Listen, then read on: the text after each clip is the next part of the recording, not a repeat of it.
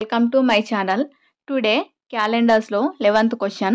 Already మనం ఇలాంటి question చేసాము, చూడండి. ఒకవేళ మీకు ఈ క్వశ్చన్ చేయడం వస్తే ఆన్సర్ ఎంత వచ్చిందో కామెంట్ చేయండి.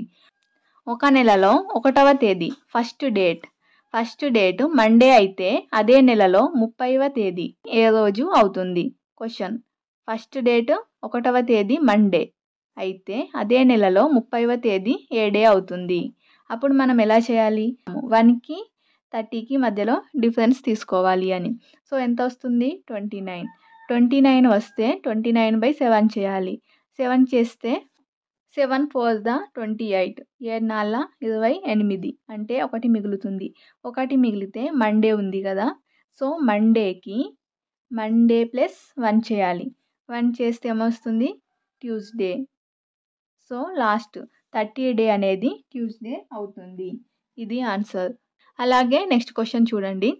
సాధారణ సంవత్సరంలో ఫస్ట్ డే మొదటి రోజు సాటర్డే అయితే అదే సంవత్సరంలో లాస్ట్ డే చివరి రోజు ఏ డే అవుతుంది?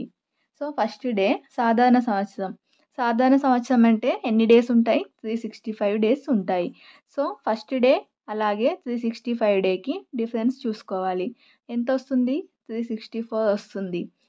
7 చేయాలి. 7 5 35, అంటే ఇక్కడ 1 మిగిలితే ఇక్కడికి 1 మిగులుతుంది. సో 7 14, మొత్తం క్యాన్సిల్ అయింది.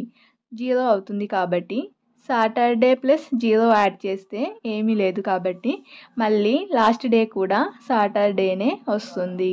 సో ఇలా చేయాలి.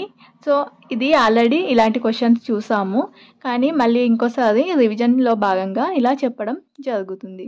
ఈ వీడియో కనుక నచ్చినట్లయితే లైక్ చేసి ఛానల్ని సబ్స్క్రైబ్ చేసుకోండి.